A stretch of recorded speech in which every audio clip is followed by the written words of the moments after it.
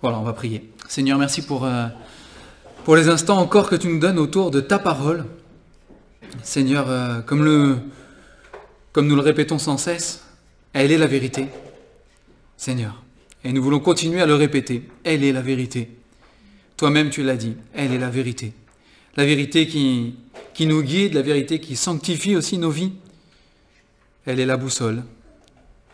Seigneur, sans elle on serait perdu. On n'aurait pas les réponses à nos questions, Seigneur. On ne connaîtrait pas ta vie. On ne connaîtrait pas ta personne. On serait vraiment perdu. Alors on te rend grâce, Seigneur, et gloire ce matin de cette parole que tu nous donnes. Aide-nous à la méditer, à la serrer dans nos cœurs,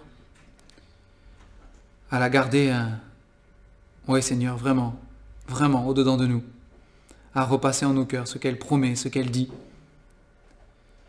ces grandes et précieuses promesses. Merci encore ce matin d'être avec les enfants pour qu'ils puissent recevoir de toi, Seigneur. Combien c'est important.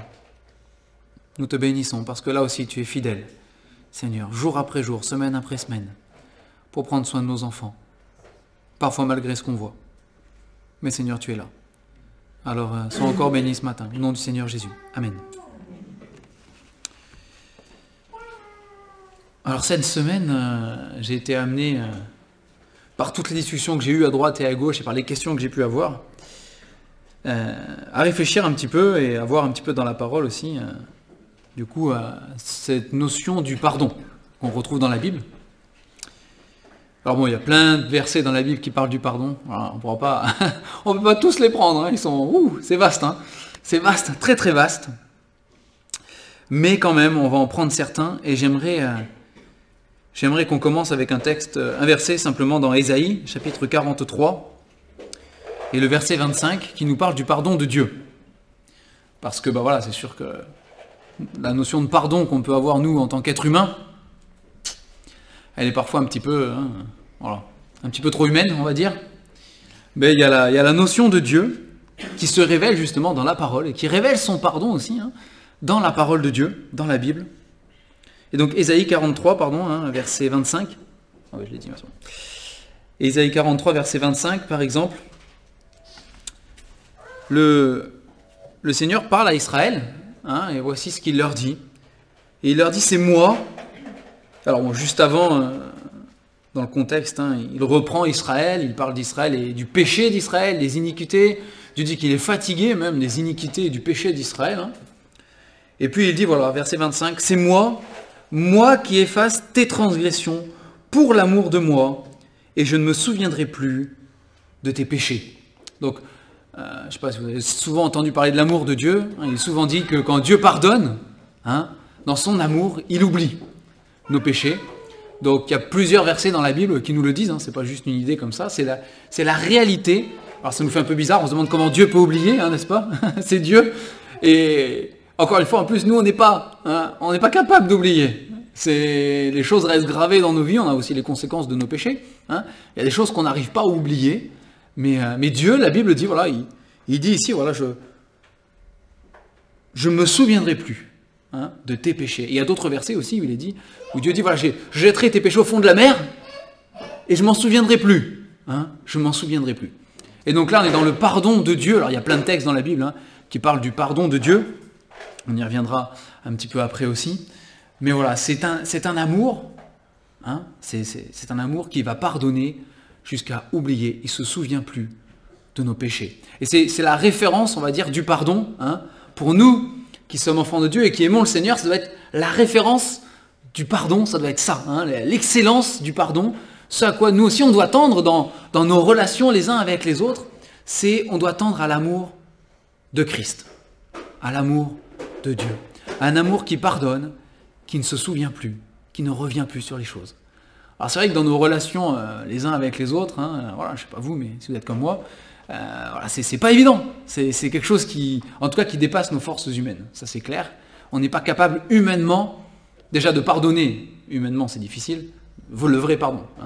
Et en plus d'aller jusqu'à oublier dans le sens où on ne revient plus jamais sur les choses, c'est compliqué. C'est compliqué. On le voit dans toutes les cellules de relations qu'on peut avoir les uns les autres. hein, pour ceux qui sont mariés, dans le couple parfois aussi, hein, on pardonne, mais bon, 6 mois après, on est capable de dire, oui, mais quand même, tu te rappelles, si on a demandé pardon, pourquoi on revient dessus, quoi? Il y en a qui rigolent, ça va pas.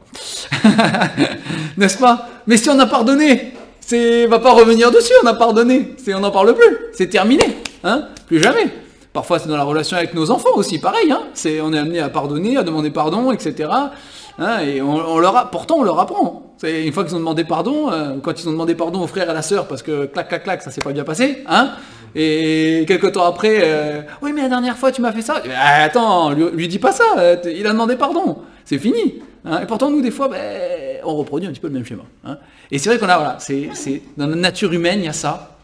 Mais en même temps, si on est enfant de Dieu, on a la nature divine en nous, entre guillemets, hein, cet esprit de Dieu qui vit en nous, hein, Dieu qui vit en nous, on a ce Saint-Esprit qui nous transforme et qui nous change. Et qui doit nous amener, en tout cas, à la perfection, dit la parole de Dieu, hein, à l'image de Jésus-Christ et à ce pardon qui est vraiment celui qui est de Dieu.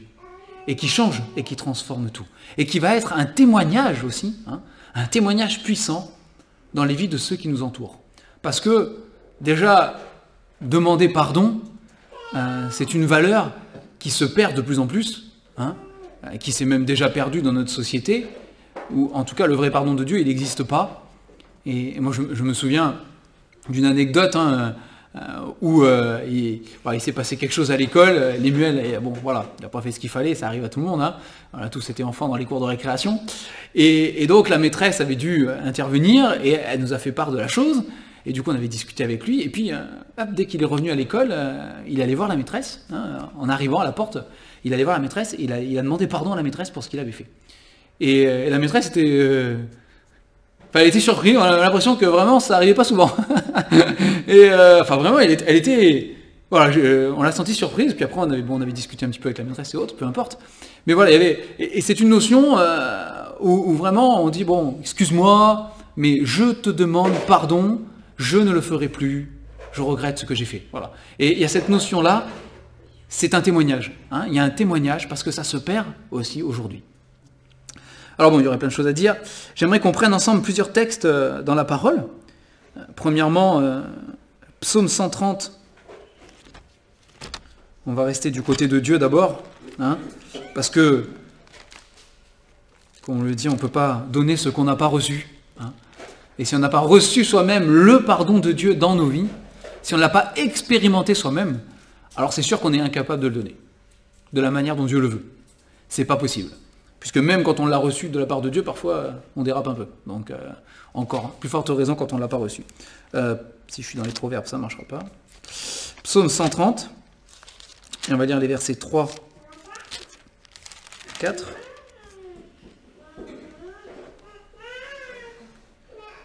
Qui rejoint donc le verset d'Ésaïe. Hein. Si tu gardais, verset 3, voilà, si tu gardais... Hop, je l'ai perdu. Si tu gardais le souvenir des iniquités éternelles, Seigneur, qui pourrait subsister? Et le verset 4, mais le pardon se trouve auprès de toi, afin qu'on te craigne. Hein. Et si Dieu gardait le souvenir des iniquités, si Dieu avait un pardon un peu humain, hein, ou complètement humain, un pardon qui ne pardonne pas vraiment, un pardon qui continue à se souvenir des choses, un pardon qui revient sur les choses. Hein. Qui pourrait subsister? Il dit ici. Qui? Personne. Parce que sans cesse, et sans cesse, et sans cesse, nos péchés nous rattraperaient. On aurait beau faire des sacrifices pour le péché, c'est ce qu'il faisait à l'époque, on aurait beau demander pardon pour nos péchés. Si Dieu se souvenait toujours, si Dieu revenait toujours à la charge avec, qui pourrait subsister? Hein? Et pour ceux qui étudient avec moi le jeudi le livre de Job, on retrouve parfois cette notion dans Job, hein? où Job il ne comprend pas ce qui lui arrive, parce qu'il a demandé pardon pour ses péchés, et en même temps il est frappé, ses amis disent c'est à cause de son péché, lui c'est bien que non, il s'est dit du coup si c'est pas à cause d'un péché que j'ai commis là maintenant, est-ce que Dieu n'aurait pas oublié? Et parfois dans la détresse de son âme, il va élever sa voix dans ce sens-là en disant mais est-ce que tu n'aurais pas oublié alors? Pourquoi tu reviens à la charge, Seigneur, sur des péchés pardonnés, hein? Et Job, Il dit, bah là, mais l'homme, du coup, ne peut pas subsister, c'est pas possible non plus, hein. C'est un peu les déclarations qu'il a, et c'est ce que dit la parole de Dieu. Si Dieu n'oubliait pas complètement nos péchés, personne ne pourrait se tenir devant lui. Nous aurions beau avoir un avocat, il ne servirait à rien, parce que Dieu pourrait revenir à la charge. Mais ce n'est pas la manière dont Dieu fonctionne, hein. Dieu ne revient pas sur nos péchés, et il ne revient jamais. Et il ne reviendra jamais sur les péchés qui ont été pardonnés. Parce qu'il est évident, dit la parole, que Dieu mettra toutes choses à la lumière et que tous nous viendrons en jugement, hein, mais ce sera sur les péchés qui n'auront pas été pardonnés, pas sur les choses que Dieu aura pardonnées. Si nous confessons nos péchés, il est fidèle et juste, dit la parole, hein, pour nous les pardonner et pour nous purifier de toute iniquité. Mais quand il a pardonné, c'est une fois pour toutes. Le seul qui revient sur les péchés qui ont déjà été pardonnés, c'est l'ennemi de Dieu, c'est Satan. Et ça, c'est une de ses tactiques favorites, hein, pour nous déstabiliser, pour nous paralyser, pour nous empêcher d'avancer avec le Seigneur, pour nous empêcher de servir Dieu. Qu'est-ce qu'il fait? Il va venir murmurer, hein, dans notre tête. Oui, mais Dieu a-t-il réellement dit? C'est toujours la même phrase. Hein. Dieu a-t-il réellement dit? Dieu a-t-il réellement pardonné? Hein? Quand même, ce que tu as fait là, c'est gros. Regarde, tu as encore des conséquences aujourd'hui. La preuve, hein? Hein? Et il va revenir sur ces choses-là. Mais jamais le Seigneur. Et c'est ce que dit ce verset-là. Actes chapitre 10. Actes chapitre 10, versets 42 et 43.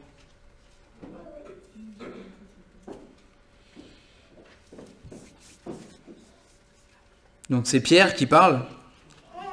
Il parle dans la maison de Corneille, ce païen, qui voulait rencontrer Dieu. Hein, il voulait rencontrer le Messie, Jésus-Christ. Et donc Pierre va aller chez Corneille. Et voici ce qu'il dira, versets 42 et 43, à tous ceux qui sont assemblés là. Il dira, « Et Jésus nous a ordonné de prêcher au peuple et d'attester que c'est lui qui a été établi par Dieu juge des vivants et des morts. » Verset 43, « Tous les prophètes rendent de lui le témoignage que quiconque croit en lui reçoit par son nom le pardon des péchés. » Et Luc, chapitre 1, verset 77, c'est le cantique de Zacharie. Luc, chapitre 1, verset 77.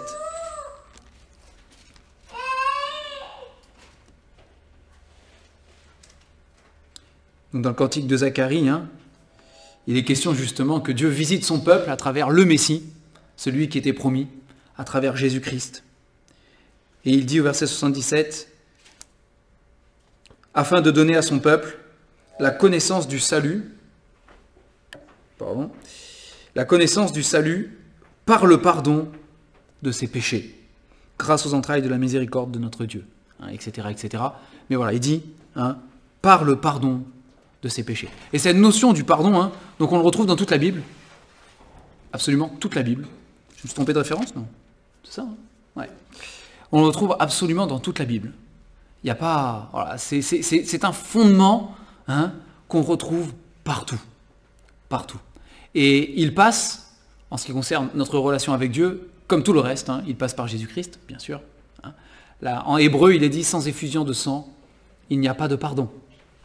Hein. Et donc le pardon qui nous est accordé en Jésus-Christ, c'est parce que Christ a donné sa vie pour nous, qu'il a payé pour nos péchés, que la justice, hein, a été assouvie par ce sacrifice-là. Et il nous offre le pardon de Dieu, le vrai pardon, celui qui oublie, celui qui ne revient pas dessus, celui aussi qui est infini, celui qui se répète sans cesse, entre guillemets, hein, dans le sens où il n'est jamais épuisé, dans le sens où on n'a jamais vu le bout de ce pardon non plus, où il ne se fatigue jamais, il ne se lasse pas, hein, de pardonner. Il y a un verset aussi qui dit ça dans la Bible. Hein. Dieu ne se lasse pas de pardonner nos péchés. C'est la grâce de Dieu. C'est la grâce de Dieu. Et nous qui avons reçu cette grâce et ce pardon des péchés, nous sommes appelés à vivre dans ce pardon.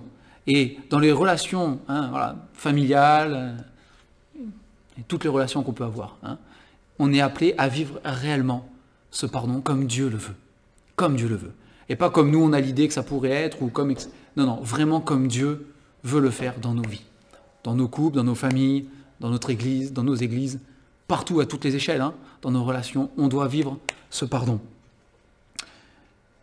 On va aller dans Matthieu, chapitre 18.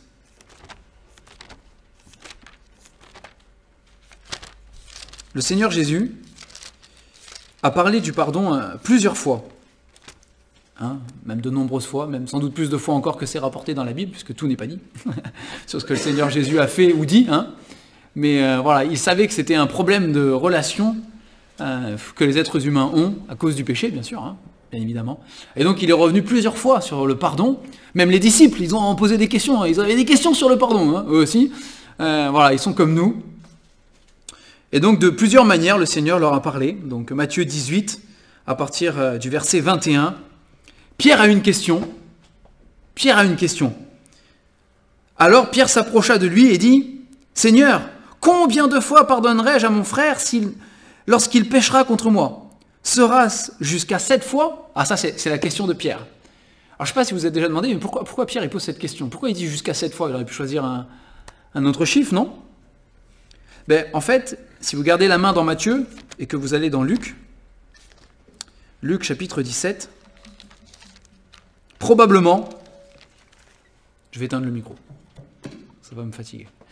Probablement, c'est à cause d'une discussion qu'il y a déjà eu entre Jésus et les disciples. Et donc en Luc 17, à partir du verset 3, Jésus parle à ses disciples et leur dit « Prenez garde à vous-même. Si ton frère a péché, reprends-le, et s'il se repent, pardonne-lui. » Verset 4. « Et s'il a péché contre toi 7 fois dans un jour, et que 7 fois il revienne à toi disant « Je me repens », tu lui pardonneras. » D'accord? Donc probablement, Pierre fait référence à cette discussion, et du coup, il a une question. Il dit « Ok, Et donc on retourne en Matthieu 18, verset 21. Combien de fois, et sans doute il se rappelait ce que Jésus avait dit, combien de fois je devrais pardonner à mon frère lorsqu'il péchera contre moi? Du coup, est-ce que ce sera jusqu'à 7 fois? Peut-être pour Pierre, ça lui semblait déjà beaucoup. Peut-être, sans doute. C'est quand même 7 fois... 7 fois de suite, il pêche contre moi, 7 fois de suite, il se repent, 7 fois de suite, je demande pardon. Est-ce qu'au bout d'un moment, on va dire stop quand même, Seigneur? C'est pas possible. Il y a un moment, on dit, bon, écoute, tu fais exprès, faut arrêter, C'est la stop, Terminé, c'est pas possible. Alors Jésus lui dit, verset 22, « Je ne te dis pas jusqu'à 7 fois, comprends bien, comprends bien ce que je dis, mais jusqu'à 70 fois, 7 fois. » Bon, ça fait beaucoup, Là, s'il fallait dire stop à un moment donné, c'est une manière, bien sûr, on ne va pas compter toutes les fois où on demande pardon, et où on pardonne. C'est une manière pour Jésus, bien sûr, de dire, il n'y a pas de fin. C'est autant de fois que ça arrive, autant de fois, tu pardonnes. Tu pardonnes. Et après, Jésus va donc donner une parabole, qu'on va lire ensemble, une petite histoire, pour illustrer ça. Verset 23, « C'est pourquoi le royaume des cieux est semblable à un roi qui voulut faire rendre compte à ses serviteurs. Quand il se mit à compter, on lui en amena un qui devait 10 000 talents. Donc une sacrée somme. Il devait une sacrée somme, celui-là. Comme il n'avait pas de quoi payer, verset 25, son maître ordonna qu'il soit vendu, lui, sa femme, ses enfants, et tout ce qu'il avait, et que la dette soit acquittée. Donc c'était une sacrée dette. C'était une sacrée dette. Le serviteur, se jetant à terre, se prosterna devant lui et dit, « Seigneur, aie patience envers moi, et je te paierai tout. » Il implore la pitié du maître, là, du roi. Verset 27, ému de compassion, le maître de ce serviteur le laissa aller et lui remit sa dette. C'est même plus que ce qu'il espérait. Lui, il avait juste demandé du temps pour pouvoir rembourser, encore du temps et de la patience. Et le roi, dans sa bonté et sa miséricorde, va aller plus loin encore. Il va lui dire, je te remets toute la dette. Je suis ému de compassion pour toi. Tu dois plus rien du tout.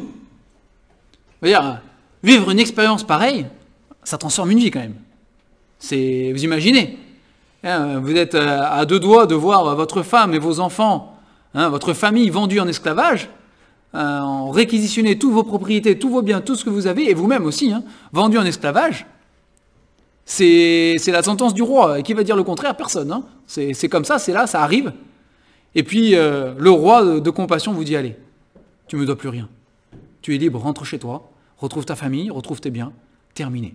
Ça change une vie, ça transforme une vie. Eh bien, lisons la suite. Verset 28, après qu'il fut sorti, ce serviteur rencontra un de ses compagnons qui lui devait 100 deniers.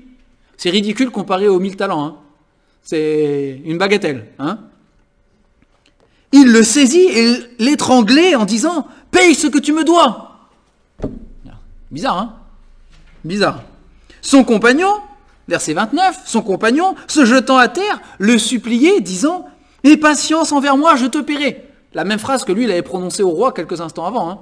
La même phrase.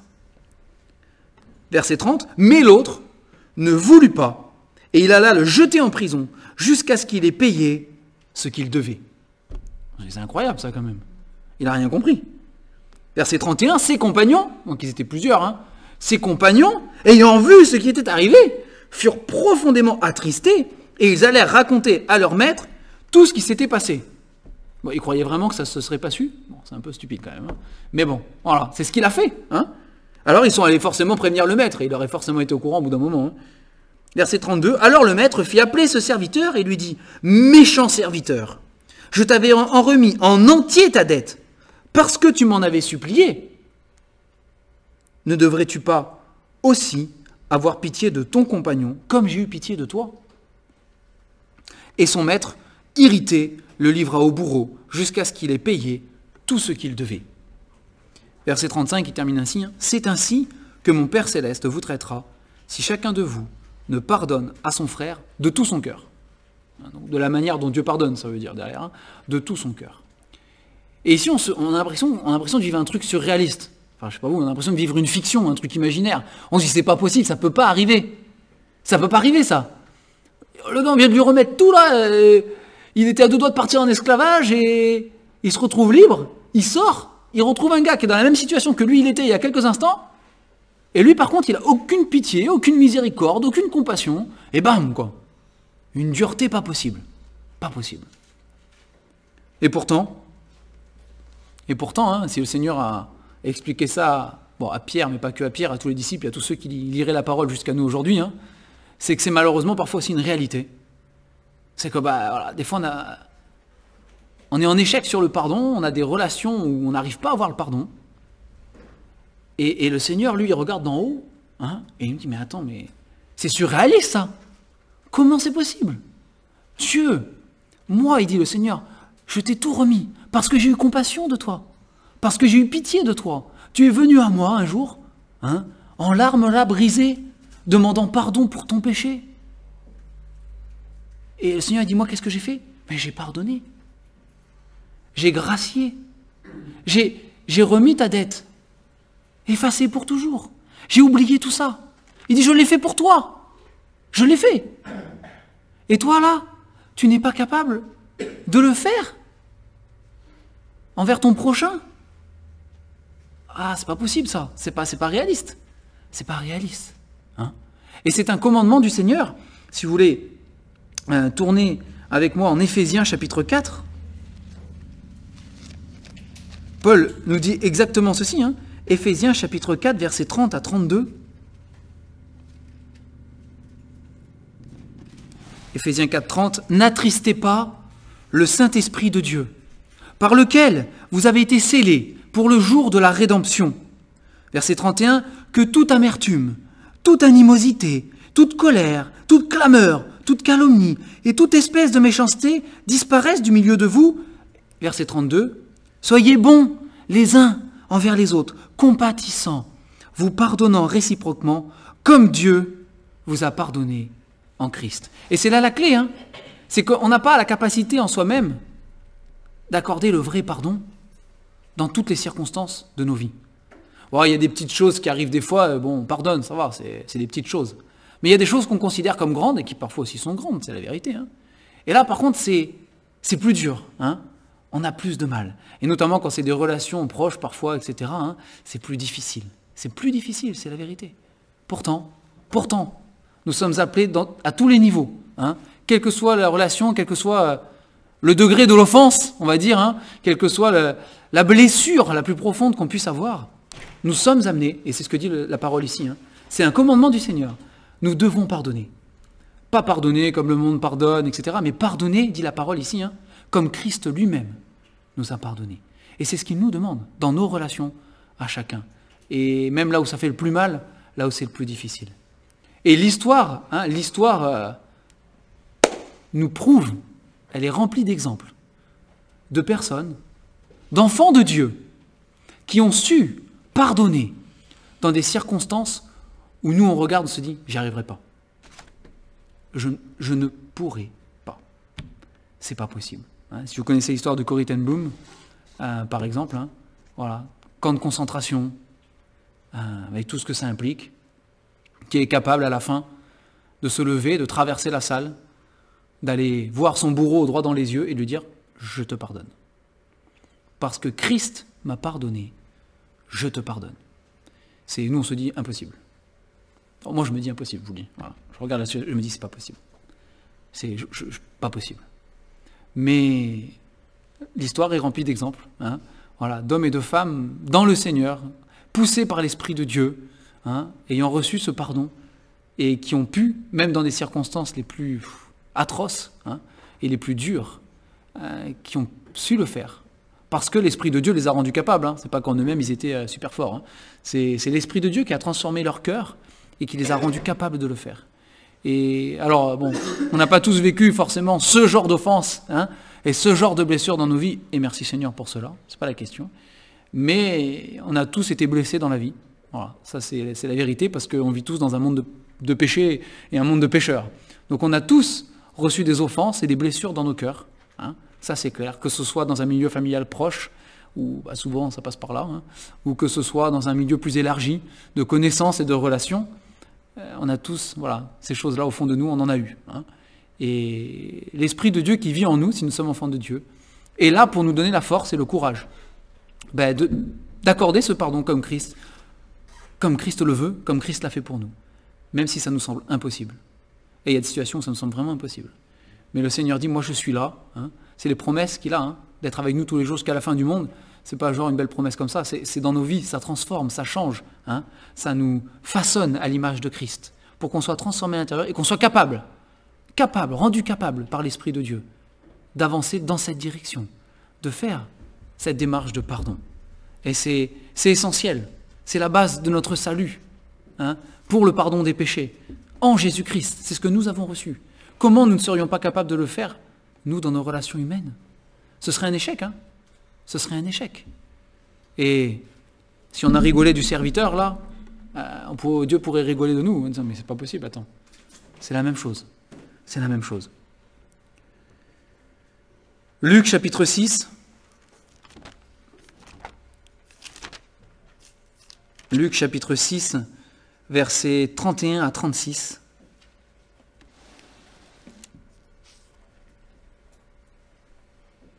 Donc c'est encore une fois le Seigneur Jésus qui parle. « Ce que vous voulez que les hommes fassent pour vous, faites-le de même pour eux. Si vous aimez ceux qui vous aiment, quel gré vous en saura-t-on? Les pécheurs aussi aiment ceux qui les aiment. Si vous faites du bien à ceux qui vous font du bien, quel gré vous en saura-t-on? Les pécheurs aussi agissent de même. Et si vous prêtez à ceux de qui vous espérez recevoir, quel gré vous en saura-t-on? Les pécheurs aussi prêtent aux pécheurs afin de recevoir la pareille. Mais, verset 35, aimez vos ennemis, faites du bien et prêtez sans rien espérer. Et votre récompense sera grande et vous serez fils du Très-Haut, car il est bon pour les ingrats et pour les méchants.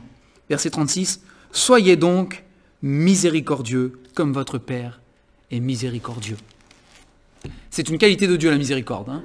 Et miséricordieux, si vous allez dans le dictionnaire, c'est ce que j'ai fait, hein, et que vous regardez la définition, il est dit que miséricordieux, c'est quelqu'un qui pardonne généreusement et facilement. Bon, ça englobe d'autres notions, hein, mais voilà, généralement c'est ça. C'est quelqu'un qui est capable et qui a cette faculté, hein, à pardonner de manière généreuse, c'est-à-dire en abondance. Hein, il ne fait pas une sélection, il n'est pas ingrat de son pardon, etc. Il pardonne généreusement Et facilement. Facilement. Et c'est une qualité de Dieu. Dieu pardonne de manière plus que généreuse. Hein. On ne le mériterait vraiment pas. Hein. Quelle générosité de la part de Dieu dans son pardon. Et Dieu pardonne des êtres humains que nous, on ne pardonnerait pas. Lui, non, pas possible. Hein. Mais Dieu, lui, il le fait quand même. Hein. Il n'y a pas de sélection. Il n'y a pas de favoritisme. Il pardonne avec générosité. Et il pardonne facilement, entre guillemets, dans l'idée où on demande pardon, on reçoit le pardon. C'est facile. Bon, ça a coûté la vie du Seigneur Jésus, certes, sur la croix. Hein, et il ne faut pas l'oublier. Néanmoins, il y a cette facilité du Seigneur. C'est aussi simple que ça. Si vous confessez vos péchés, hein, si nous confessons nos péchés, il est fidèle et juste pour nous les pardonner. Le Seigneur ne dit pas « oui, je te pardonne, mais… » et il rajoute des choses. Non, non, non. C'est une facilité dans la simplicité. S'il y a une vraie repentance, parce que c'est ça la clé quand même, hein, mais s'il y a une vraie repentance, une vraie demande de pardon, le Seigneur dit « ok, moi je pardonne. Hein » Et ici il nous est dit « soyez miséricordieux, comme votre Père est miséricordieux ». C'est une qualité de l'enfant de Dieu. On doit retrouver cette qualité chez nous d'être miséricordieux. Et ça ne veut pas nécessairement dire, hein, être miséricordieux, ça ne veut pas nécessairement dire, simplement dire « oh, j'ai de la compassion envers ceux qui m'entourent, je souffre avec ceux qui souffrent ». Non, non. Dans la miséricorde, on retrouve cette notion de pardon. Hein. Elle est liée à la miséricorde. C'est vraiment ça, hein, être miséricordieux. C'est on m'offense, on me blesse, on me fait du mal. Ben, j'ai cette faculté de pardonner généreusement et facilement. Colossiens chapitre 3, bon, c'est qu'un exemple hein, de certains versets. Hein. Et je vous encourage à creuser dans la parole, hein, tout ce qui touche au pardon, il y en a beaucoup. Parce que le Seigneur sait que c'est non seulement une difficulté pour l'être humain, pécheur, hein, mais qu'en plus de ça, c'est l'essentiel de la vie avec le Seigneur, qui commence par le pardon et qui doit se vivre dans le pardon. C'est là le témoignage. Hein. Quand il dit « à ceux-ci tous reconnaîtront que vous êtes mes disciples », si vous avez de l'amour les uns pour les autres, s'il n'y a pas le pardon de Dieu, l'amour, il est ridicule, il est hypocrite, hein, il n'a pas de sens. Il n'a pas de sens. Colossiens chapitre 3, versets 12 à 15, on va lire, même si bon, on va lire jusqu'à 15, au moins. Ainsi donc, comme des élus de Dieu, saints et bien-aimés, revêtez-vous de sentiments de compassion, de bonté, d'humilité, de douceur, de patience. Supportez-vous, verset 13, supportez-vous les uns les autres, et si l'un a sujet de se plaindre de l'autre, pardonnez-vous réciproquement. De même que Christ vous a pardonné, on retrouve la même chose, hein, de même que Christ vous a pardonné, pardonnez-vous aussi. Verset 14, mais par-dessus toutes ces choses, revêtez-vous de l'amour, qui est le lien de la perfection. Et que la paix de Christ, verset 15, à laquelle vous avez été appelés pour former un seul corps, règne dans vos cœurs et soyez reconnaissants. Verset 16, on le lit. Que la parole de Christ demeure en vous, dans toute sa richesse.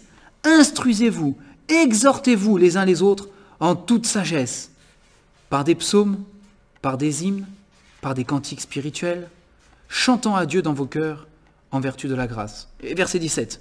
Et quoi que vous fassiez, en parole ou en œuvre, faites tout au nom du Seigneur Jésus, en rendant par lui des actions de grâce à Dieu le Père. On va s'arrêter là. Mais c'est pardonnez-vous réciproquement, comme Christ, encore une fois, il le dit. C'est important ça, c'est comme Christ vous a pardonné. Hein, comme Christ vous a pardonné. Et quand on est incapable de pardonner, peut-être qu'on oublie à quel point Christ nous a pardonné à nous-mêmes. C'est peut-être qu'on perd ça de vue un instant. Tout ce que Christ nous a pardonné. Je me souviens d'une expérience personnelle, hein, mais voilà, de quelqu'un qui est proche de moi, à qui j'étais incapable de pardonner. C'est incapable. Bon, je n'étais pas au Seigneur, hein, bien sûr. C'est là qu'a été après toute la différence. Mais j'étais incapable de pardonner. C'était impossible. C'est impossible. Mais le jour où je me suis converti au Seigneur, ça n'a pas été immédiat. Mais le Seigneur a commencé à travailler mon cœur. Petit à petit, il a travaillé mon cœur, il a changé des choses. Hein. Et un jour, je me suis dit, mais comment le Seigneur m'a pardonné à moi, et comment le Seigneur peut pardonner à quelqu'un d'autre? Et c'est là que j'ai compris que c'était impossible. C'est impossible. Mais le jour où je me suis converti au Seigneur, ça n'a pas été immédiat. Mais le Seigneur a commencé à travailler mon cœur. Petit à petit, il a travaillé mon cœur, il a changé des choses. Hein. Et un jour, je me suis dit, mais comment le Seigneur m'a pardonné à moi, et moi je ne serais pas capable de pardonner? C'est pas possible ça. C'est pas possible. Moi je ne méritais pas que Dieu me pardonne, ça c'est sûr. Mais il l'a fait quand même. Il l'a fait quand même. Alors j'ai pas le choix. Je l'ai compris, j'ai pas le choix en fait. C'est pas genre, je choisis si je pardonne. J'ai pas le choix. C'est le Seigneur qui me le demande. Et lui, il l'a fait pour moi. Et j'ai pas le choix, je dois le faire. Alors, la fois d'après, quand j'ai rencontré cette personne, je lui ai dit. Je lui ai dit, écoute, voilà, Dieu m'a pardonné en Jésus-Christ. Hein, voilà, il a pardonné tout ce que j'ai fait. Donc, voilà, j'accepte pas ce que tu as fait. Je suis pas d'accord avec ce que tu as fait. Ça veut pas dire que tu as raison, tu as tort. Je l'accepterai jamais. Parce que c'est pas bien, c'est tout. Par contre, je pardonne. Voilà, je te pardonne. Donc je dis pas que ça a été facile, hein, mais j'ai senti, voilà, le Seigneur après a enlevé un poids de mon cœur, et il le fait pour chacun d'entre vous qui avez vécu cette expérience, le Seigneur l'a fait aussi. Hein. On a un poids qui s'en va, c'est la paix de Dieu à laquelle on est appelé, hein, voilà, on est appelé à vivre avec, hein, à vivre dans nos cœurs. Cette paix vient et prend possession de nous, hein, elle nous remplit, et on est en paix. On est en paix parce que on sait très bien que c'est ce que le Seigneur veut pour nous. Et d'obéir au Seigneur, que ce soit dans ce domaine ou dans un autre, de toute manière, hein, mais obéir au Seigneur procurera toujours à notre cœur la paix de Dieu. Hein, la paix qu'il donne, non pas comme le monde donne, mais cette paix qui surpasse toute intelligence et qui surpasse tout. C'est la vérité. C'est la vérité. Et c'est dans cette paix que nous sommes appelés à vivre notre vie d'enfant de Dieu.